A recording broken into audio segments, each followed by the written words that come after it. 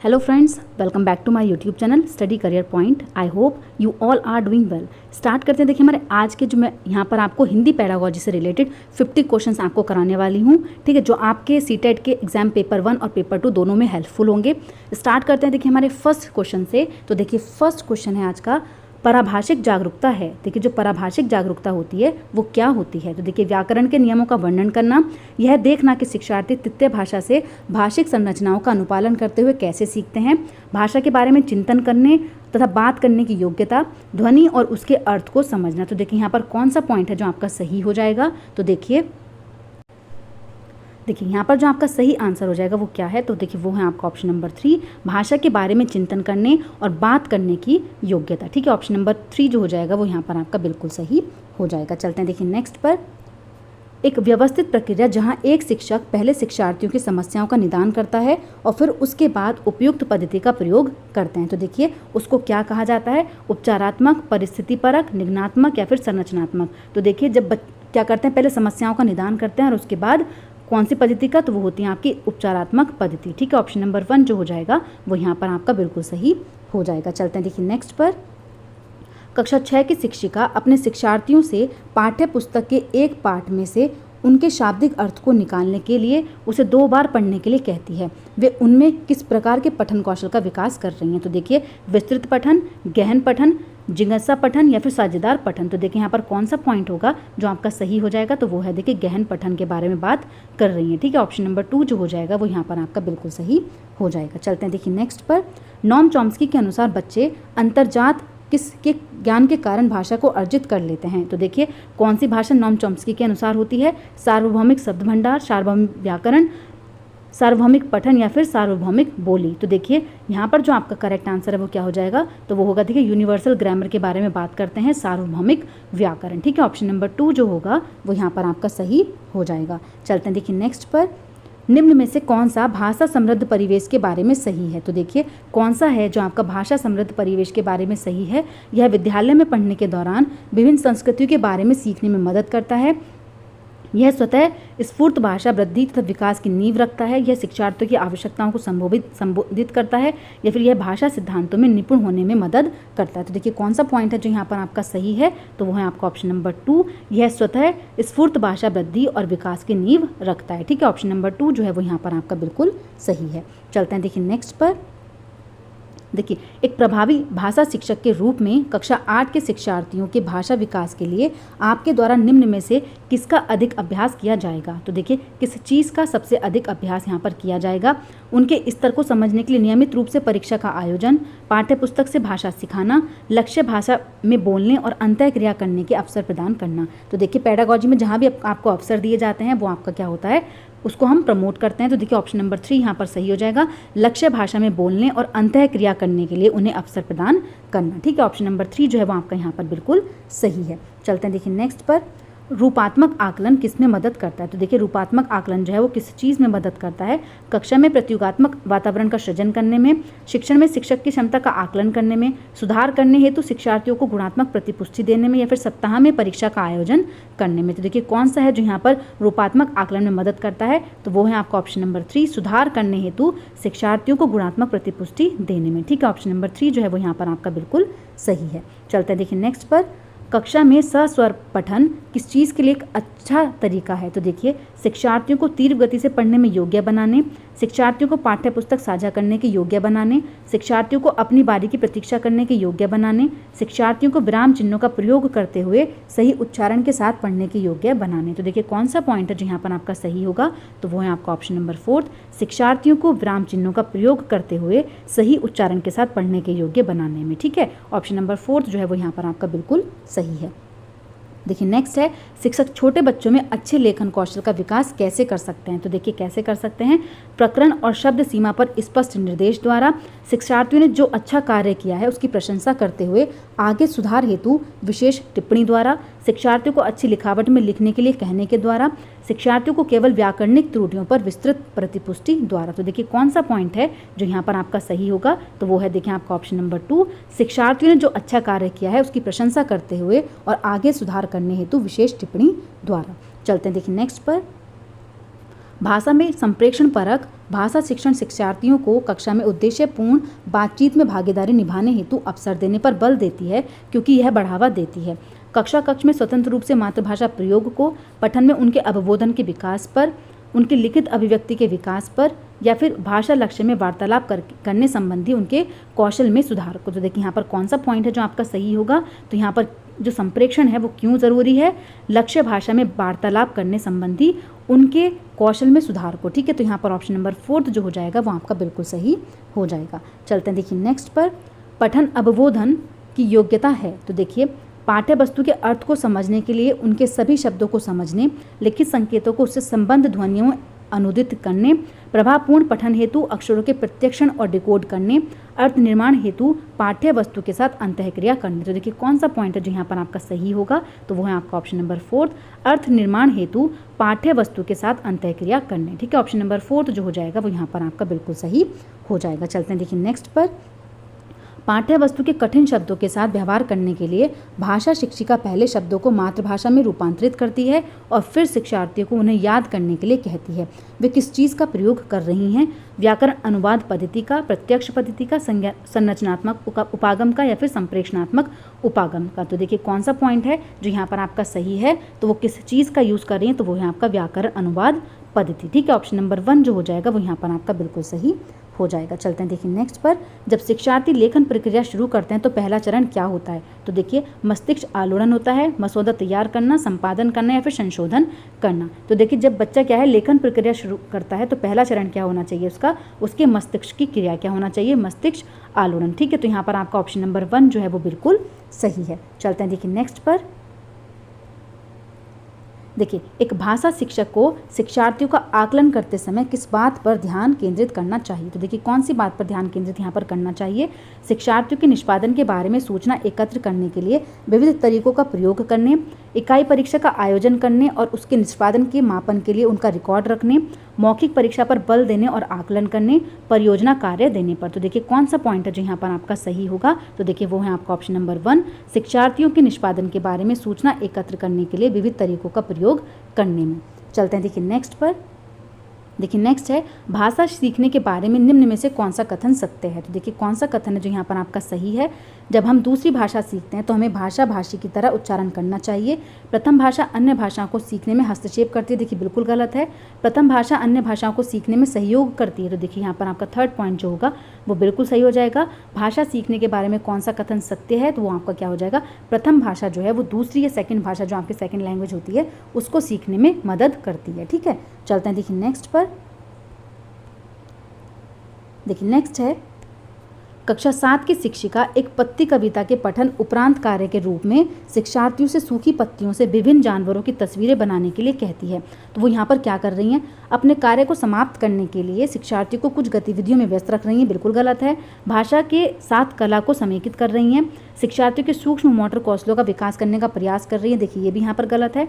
भाषा को जानवरों के साथ समेकित कर रही हैं, तो देखिए ये भी आपका क्या है, यहाँ पर गलत है। ऑप्शन नंबर 2 जो हो जाएगा वो आपका बिल्कुल सही हो जाएगा, भाषा के साथ कला को समेकित कर रही हैं। चलते हैं देखिए नेक्स्ट पर, भारतीय कक्षाएं अपनी प्रकृति में बहुभाषिक हैं, इसे एक संसाधन के रूप में इस्तेमाल किया जाना चाहिए जिससे प्रत्येक बच्चा एक ही तरीके से सीख सके, बच्चे सभी भाषाओं से परिचित हो सकें, शिक्षक विभिन्न भाषाओं में निपुणता प्राप्त कर सकें, प्रत्येक बच्चा सुरक्षित और स्वीकृत महसूस कर सके। तो देखिए कौन सा पॉइंट होगा जो यहाँ पर आपका सही है, तो देखिए ऑप्शन नंबर 4 जो है वो आपका बिल्कुल सही हो जाएगा, प्रत्येक बच्चा सुरक्षित और स्वीकृत महसूस कर सके। ठीक है, तो यहाँ पर आपका ऑप्शन नंबर 4 जो है वो आपका बिल्कुल सही है। चलते हैं देखिए नेक्स्ट पर, गहन पठन रणनीति किस चीज़ पर बल देती है। तो देखिए आनंद के लिए पाठ्य वस्तु पढ़ना, विस्तृत जानकारी के लिए, संपूर्ण समझ के लिए, या फिर दूसरों के लिए पढ़ना। तो देखिए यहाँ पर कौन सा पॉइंट सही है, तो देखिए गहन जो पठन रणनीति होती है वो आपका विस्तृत जानकारी के लिए पढ़ना होता है। क्या होता है, विस्तृत जानकारी के लिए पढ़ने पर बल देती है। चलते हैं देखिए नेक्स्ट पर, सर्वाधिक उचित विकल्प का चयन करने के लिए निम्नलिखित कथन को पूरा करें। देखिए उदयमान पाठक के लिए चित्र पठन एक मूल्यवान संसाधन हो सकता है क्योंकि यह महत्वपूर्ण संकेत उपलब्ध कराता है, ये कहानी में क्या हो रहा है, यह उन्हें अपनी लिखावट सुधारने में मदद करता है, यह उन्हें आत्मविश्वासी और अच्छा लेखक बनाता है, यह उन्हें श्रव्य शिक्षार्थी बनाता है। तो देखिए कौन सा पॉइंट है जो यहाँ पर आपका सही होगा, तो देखिए यह महत्वपूर्ण संकेत उपलब्ध कराता है कि कहानी में क्या हो रहा है। ठीक है, तो यहाँ पर ऑप्शन नंबर 1 जो है वो आपका बिल्कुल सही है। चलते हैं देखिए नेक्स्ट पर, एक प्रभावी अनुच्छेद लेखन में क्या शामिल है? तो देखिए सुपाठ्य तथा अच्छी लिखावट, विषय वस्तु में कठिन शब्द, विचार प्रस्तुति और सुसंगता, शिक्षार्थियों को शामिल करने के लिए अलंकारिक भाषा। तो देखिए कौन सा पॉइंट है जो यहाँ पर आपका सही है? तो देखिए अनुच्छेद लेखन में विचार प्रस्तुति और सुसंगता शामिल होती है। ठीक है, यहाँ पर ऑप्शन नंबर 3 जो है वो आपका बिल्कुल सही है। चलते हैं देखिए नेक्स्ट पर, देखिए छोटे बच्चे किसी भी सतह पर पेंसिल या मोमी रंगों को आगे पीछे घुमाना पसंद करते हैं, यह क्या कहलाता है? स्ववर्तनी लेख, समसमायिकी लेखन, आड़ी तिरछी रेखाएं या फिर जिगजैग लेखन। तो देखिए यहाँ पर जो आपका करेक्ट आंसर है वो क्या होगा? तो वो होता है आपका आड़ी तिरछी रेखाएं। ऑप्शन नंबर 3 जो है वो आपका यहाँ पर बिल्कुल सही है। चलते हैं देखिए नेक्स्ट पर, समग्र भाषा से तात्पर्य है। देखिए समग्र भाषा से क्या तात्पर्य है? शब्दों को अक्षरों में तोड़ना और अक्षरों का संयोजन, अक्षर संबंधी संबंध स्थापित करना, शब्दों को भाषा के समग्र टुकड़ों के रूप में समझना, ध्वनि विज्ञान पर ध्यान केंद्रित करना। तो देखिए कौन सा पॉइंट होगा जो यहाँ पर आपका सही हो जाएगा? तो देखिए ऑप्शन नंबर 3 जो है वो यहाँ पर आपका सही है, शब्दों को भाषा के समग्र टुकड़ों के रूप में समझना।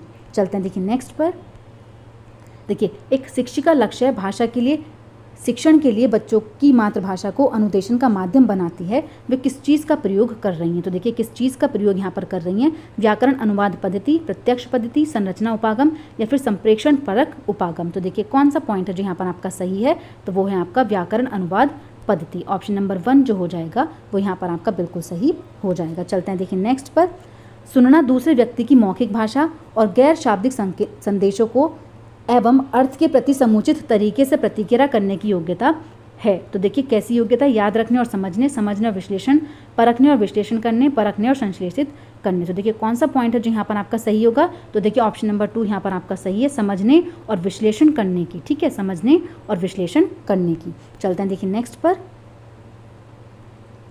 देखिए नेक्स्ट है भाषा सीखने में भाषाई निवेश को व्याख्यायित करने में कौन सी शब्दावली सर्वाधिक उपयोगी है? देखभाल करने वाले का बाक, बल निर्देशित बाक, शिशु निर्देशित बाक या फिर शुरुआती चरण में माँ और बच्चे का संप्रेक्षण। तो देखिए कौन सा पॉइंट है जो यहाँ पर आपका सही है? तो देखिए देखभाल करने का बाक। ठीक है, देखभाल करने वाले का बाक। तो यहाँ पर ऑप्शन नंबर 1 जो है वो आपका बिल्कुल सही है। चलते हैं देखिए नेक्स्ट पर, यदि एक बच्चा अपने शुरुआती वर्षों में एक ऐसे परिवेश में रहता है जहां भाषा का बहुत कम या कोई भी खुलासा नहीं है, उसका भाषा विकास सीमित है, निम्न में से कौन सा उपयुक्त कथन का समर्थन करता है? तो देखिए वाक्य संरचना की समस्या, भाषा के अर्थ की समस्या, विकास की संवेदनशील अवधि या फिर सहज प्रज्ञावाद। तो देखिए कौन सा पॉइंट है जो यहाँ पर आपका सही होगा? तो देखिए विकास की संवेदनशील अवधि। क्या होता है आपका? विकास की सबसे संवेदनशील अवधि। ठीक है, चलते हैं देखिए नेक्स्ट पर, निम्न में से कौन सा पठन का उपकौशल नहीं है? देखिए कौन सा है जो उपकौशल यहाँ पर नहीं है? संबंध बनाना, अनुमान लगाना, लिपिबद्ध करना या फिर अवबोधन। तो देखिए संबंध बनाना, अनुमान और अवबोधन आपके बिल्कुल सही है। कौन सा नहीं है? तो वो आपका लिपिबद्ध करना। ऑप्शन नंबर 3 जो है वो आपका यहाँ पर बिल्कुल सही है। चलते हैं देखिए नेक्स्ट पर, एक शिक्षक इस बात में विश्वास करता है कि शिक्षार्थियों को अधिकाधिक बोधगम्य निवेश दिए जाए चाहिए क्योंकि यह भाषा अर्जन को सुगम बनाता है। शिक्षक यह विश्वास किस चीज़ से संबंधित है? तो देखिए वाइगॉत्स्की का समाज सांस्कृतिक सिद्धांत, पियाजे का संज्ञानात्मक विकास, स्किनर का व्यवहारवाद या फिर स्टीफन क्रेशन का भाषा अर्जन का सिद्धांत। तो देखिए कौन सा पॉइंट है जो यहाँ पर आपका सही है? देखिए यहाँ पर जो आपका सही है वो क्या हो जाएगा? तो वो है आपका स्टीफन क्रेशन का भाषा अर्जन का सिद्धांत। ठीक है, ऑप्शन नंबर 4 जो है वो यहाँ पर आपका बिल्कुल सही हो जाएगा। ठीक है, ऑप्शन नंबर 4 जो है वो आपका बिल्कुल सही है। चलते हैं देखिए नेक्स्ट पर, निम्न में से कौन सा निर्माणवादी कक्षा कक्ष का उदाहरण है? तो देखिए निर्माणवादी कक्षा कक्ष का कौन सा उदाहरण है? बच्चे समूह में परस्पर बातचीत कर रहे हैं और कक्षा में थोड़ा सा शोरगुल हो रहा है, बोर्ड पर लिखे उत्तरों को सुंदर लिखावट में लिख रहे हैं। देखिए तो आपका गलत है, निर्माणवादी कक्षा नहीं है। ध्यान से सुन रहे हैं, ये भी आपका गलत है। अनुभवी शिक्षकों द्वारा पढ़ाया जाता है, ये भी आपका गलत है। ऑप्शन नंबर 1 जो हो जाएगा वो आपका बिल्कुल सही हो जाएगा। बच्चे समूह में परस्पर बातचीत कर रहे हैं और कक्षा में थोड़ा सा शोरगुल हो गया है। चलते हैं देखिए नेक्स्ट पर, भाषा का विचार सापेक्ष रूप से इस विचार से समर्थित है कि भाषा हमारे चिंतन और प्रत्यक्ष के निर्धारण की अपेक्षा मनन करती है। भाषा और संस्कृति अलग और स्वतंत्र है। हम दुनिया के बारे में जिस तरह से चिंतन करते हैं और देखते हैं, भाषा उसका निर्धारण करती है। विचारों को आकार देने में भाषा की कोई भूमिका नहीं है। तो देखिए ये तो आपके यहाँ पर गलत है। कौन सा पॉइंट सही हो जाएगा? तो वो है आपका ऑप्शन नंबर 1, हमारे चिंतन और प्रत्यक्ष के निर्धारण की अपेक्षा मनन करती है। ठीक है, तो यहाँ पर आपका क्या है? ऑप्शन नंबर 1 जो है वो आपका बिल्कुल सही है। चलते हैं देखिए नेक्स्ट पर, देखिए नेक्स्ट है, बच्चे सामाजिक अंतःक्रिया के माध्यम से भाषा अर्जित करते हैं, इस विचार का प्रतिपादन किसके द्वारा किया गया है। तो देखिए भाषा जो है अंतःक्रिया के माध्यम से सीखते हैं, तो वो किसने कहा है, तो वो है आपके वाइगॉत्स्की। ऑप्शन नंबर 2 जो है यहाँ पर आपका बिल्कुल सही है। चलते हैं देखिए नेक्स्ट पर, एक 7 माह की बालिका व्यंजन और स्वरों का प्रयोग करते हुए आवाज़ निकालती हैं, उसके संप्रेषण को क्या कहा जाएगा। तो देखिए भाषिक वाग, कूंजन, स्वनिम या फिर बबलाना। तो देखिए यहाँ पर कौन सा पॉइंट है जो आपका सही है, तो उसको बोलते हैं हम बबलाना। क्या हो जाता है आपका बबलाना। ऑप्शन नंबर 4 जो है वो आपका बिल्कुल सही है। चलते हैं देखिए नेक्स्ट पर, निम्न में से किसे सुनियोजित बातचीत कहा जाता है। तो देखिए किसको सुनियोजित बातचीत हम यहाँ पर कहेंगे, संरचित, अल्प, दीर्घ या फिर यादृच्छिक। तो देखिए कौन सा पॉइंट है जो यहाँ पर आपका सही होगा, तो वो होगी आपकी संरचित। क्या हो जाएगी आपकी संरचित। तो यहाँ पर ऑप्शन नंबर 1 जो है वो आपका बिल्कुल सही है। चलते हैं देखिए नेक्स्ट पर, विद्यार्थी पाठ्य सामग्री के भिन्न भिन्न भागों को सुनते या पढ़ते हैं, उनके पश्चात कार्य पूरे करने के लिए दूसरों के साथ सूचना का आदान प्रदान करते हैं, उसे क्या कहते हैं। तो देखिए प्रभा में बोला गया सूत्रलेख, संयुक्त सूत्रलेख, जिग्सा सूत्रलेख या फिर आंशिक सूत्रलेख। तो देखिए कौन सा पॉइंट है जो यहाँ पर आपका सही हो जाएगा, तो वो है आपका जिग्सा सूत्रलेख। ठीक है, ऑप्शन नंबर 3 जो है वो यहाँ पर आपका बिल्कुल सही है। चलते हैं देखिए नेक्स्ट पर, देखिए एक भाषा अध्यापक के संज्ञान में यह बात आई कि कक्षा 7 के विद्यार्थियों को कहानी को पुनः कहने में कठिनाई आ रही है, उसके कथन में प्रभाव नहीं है और कक्षा में जिन शब्दों पर चर्चा की गई थी वह उन शब्दों को भी समझ नहीं पा रहा है। भाषा संबंधी इस विकार को आप क्या कहेंगे, डिस्फेजिया, डिस्ग्राफिया, डिस्प्रैक्सिया या फिर डिस्कैल्कुलिया। तो देखिए यहाँ पर क्या है कि पुनः कहने में उसको क्या हो रही है, यहाँ पर कठिनाई हो रही है। तो ये कौन सा है, तो ये आपका डिस्फेजिया। क्या हो जाएगा आपका डिस्फेजिया, उसको बोलने में कठिनाई हो रही है, तो वहाँ पर क्या हो जाता है आपका स्पीकिंग स्किल डिस्फेजिया। चलते हैं देखिए नेक्स्ट पर, एक अध्यापिका प्रत्येक सत्र के अंत में अपने विद्यार्थियों का भाषण कौशलों का परीक्षण करती है, इससे उसे किस तरह की सहायता मिलेगी। तो देखिए विद्यार्थियों की भाषिक निपुणता का आकलन करने में, भाषा सीखने के प्रति उनकी अभिरुचि का मापन करने में, उन्हें अंक देने में, पाठ्यचर्या के उद्देश्य निर्धारित करने में। तो देखिए कौन सा पॉइंट है जो यहाँ पर आपका सही है, तो वो है आपका ऑप्शन नंबर 1, विद्यार्थियों की भाषिक निपुणता का आकलन करने में। चलते हैं देखिए नेक्स्ट पर, भाषा की कक्षा में आकलन किया जाना चाहिए यह जानने के लिए कि विद्यार्थियों ने पाठ से संबंधित प्रश्नों के उत्तर याद किए या नहीं। शिक्षण अधिगम प्रक्रिया के दौरान किया जाना चाहिए यह जानने के लिए कि अध्यापक पढ़ाने में कितना निपुण है। पाठ पूरा होने के पश्चात किया जाना चाहिए। तो देखिए आकलन जो है भाषा का कक्षा में कब किया जाना चाहिए, तो वो है आपका शिक्षण अधिगम प्रक्रिया के दौरान किया जाना चाहिए। चलते हैं देखिए नेक्स्ट पर, देखिए क्रोड मिश्रण और क्रोड परिवर्तन के बारे में कौन सा कथन सही है। तो देखिए क्रोड मिश्रण वह है जब कोई एक ही वार्तालाप में 2 या अधिक भाषाओं का विकल्प के रूप में इस्तेमाल करती हैं, जबकि क्रोड परिवर्तन जब कोई एक भाषा से कोई एक शब्द या वाक्यांश बोलती है और दूसरा शब्द या वाक्यांश दूसरी भाषा में बोलती है। तो देखिए क्रोड टीचिंग आपकी कब होती है, क्रोड मिश्रण और क्रोड परिवर्तन एक दूसरे के पर्यायवाची हैं। क्रोड मिश्रण वह है जब कोई एक ही वार्तालाप में एक भाषा से कोई एक शब्द या वाक्यांश या दूसरा शब्द या वाक्यांश दूसरी भाषा में बोलती है, जबकि क्रोड परिवर्तन है जब कोई 2 या 2 से अधिक भाषाओं का विकल्प के रूप में इस्तेमाल करती हैं। तो देखिए यहाँ पर आपका ऑप्शन नंबर 3 बिल्कुल सही है। देखिए क्रोड मिश्रण तो वो होता है जब क्या होता है, वार्तालाप में, बातचीत में एक भाषा से कोई एक शब्द या वाक्यांश दूसरा शब्द या वाक्यांश दूसरी भाषा में बोलती है, ठीक है। जबकि क्रोड परिवर्तन जो होता है वो क्या होता है, तो क्रोड परिवर्तन होता है आपका 2 या अधिक भाषाओं का विकल्प के रूप में इस्तेमाल करना, ठीक है। चलते हैं देखिए नेक्स्ट पर, निम्न में से कौन सा कथन पठन और लेखन कौशल के मध्य संबंध को दर्शाता है। तो देखिए एक बच्ची जो लिख नहीं सकती वह पढ़ भी नहीं सकती। पठन और लेखन कौशल समावेशित हैं। पठन और लेखन पृथक पृथक सिखाना चाहिए। यदि कोई बालक इनमें से किसी एक कौशल में अच्छा है तो निश्चित रूप से वह दूसरे में भी अच्छा होगा। तो देखिए कौन सा पॉइंट है जो यहाँ पर आपका सही है, तो वो है आपका ऑप्शन नंबर 2, पठन और लेखन जो है वो क्या होते हैं, एकीकृत समावेशित होते हैं, ठीक है। क्या होते हैं, समावेशित होते हैं। चलते हैं देखिए नेक्स्ट पर, एक अध्यापक विद्यार्थियों को रेखांकित शब्दों के स्थान पर सही विकल्प देने के लिए कहती है, वह किस कौशल का आकलन नहीं कर रही है यहाँ पर, श्रवण, लेखन, पठन और सुनना। तो देखिए कौन सा पॉइंट यहाँ पर आपका नहीं पूछ रहे हैं, तो वो है आपका लेखन। क्या हो जाएगा आपका लेखन, ठीक है। क्योंकि यहाँ पर क्या कर रहा है, एक अध्यापक विद्यार्थी को रेखांकित शब्दों के स्थान पर सही विकल्प देने के लिए कहती है, तो वो सुन रही है, पढ़ रही है और सुनना, यहाँ पर तीनों सही है। कौन सा नहीं है, तो वो है आपका लेखन। यहाँ पर लिखवा जो लेखन है वो आपका क्या हो जाएगा, यहाँ पर सही हो जाएगा। चलते हैं देखिए नेक्स्ट पर, देखिए प्रक्रिया आधारित लेखन उपागम के चरण कौन से हैं? तो देखिए कौन से हैं? लेखन पूर्व, प्रारूपण,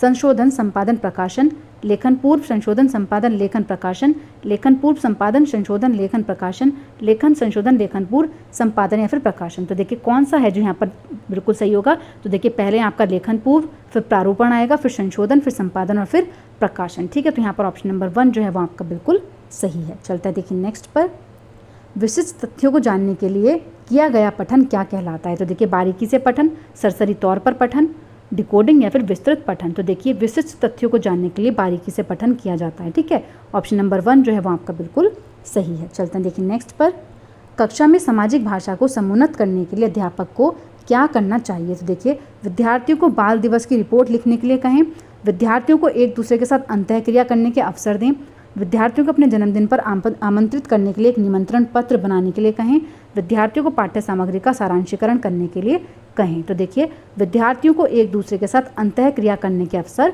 दें। ठीक है, यहाँ पर ऑप्शन नंबर 2 जो है वो आपका बिल्कुल सही है। चलते हैं देखिए नेक्स्ट पर, अध्यापिका ने शिक्षार्थियों को कक्षा पुस्तकालय से कहानी की पुस्तकें चुनने और व्यक्तिगत रूप से पढ़ने के लिए कहा। वह किस तरीके के पठन को समुन्नत करना चाहती है? तीव्र, विस्तृत, समालोचनात्मक या फिर सहभागी। तो देखिए कौन सा पॉइंट होगा जो यहाँ पर आपका सही हो जाएगा? तो वो है देखिए विस्तृत पठन। क्या होगा आपका? विस्तृत पठन। ऑप्शन नंबर 2 जो है वो यहाँ पर आपका बिल्कुल सही है। चलते हैं देखिए नेक्स्ट, और देखिए आज का लास्ट क्वेश्चन है ये, कक्षा 6 की अध्यापिका अपनी कक्षा में बच्चों की वर्तनी और विराम चिन्ह विधान में सुधार लाने के लिए विभिन्न गतिविधियां करवाती है। इससे विद्यार्थियों को किस तरह की मदद मिलेगी? प्रवाह का संवर्धन होगा, श्रवण कौशलों का संवर्धन होगा, सटीकता में सुधार या फिर शब्द संपदा में सुधार होगा। तो देखिए जब बच्चा क्या कर रहा है यहाँ पर, बच्चों की वर्तनी और विराम चिन्ह विधान में सुधार लाने के लिए क्या होगा? उसकी सटीकता में सुधार होगा। किस चीज़ में सुधार होगा? उसकी सटीकता में सुधार होगा। ठीक है, तो यहाँ पर ऑप्शन नंबर 3 जो है वो आपका बिल्कुल सही है। तो देखिए आज का सेशन आपका यहीं पर कंप्लीट होता है। ठीक है, अभी इसकी 1-2 क्लासेस मैं आपकी और लूँगी एग्जाम से पहले। ठीक है, तो देखिए अगर आपको मेरा क्लास अच्छी लगी हो तो प्लीज़ मेरे चैनल को लाइक करें, सब्सक्राइब करें और शेयर करें।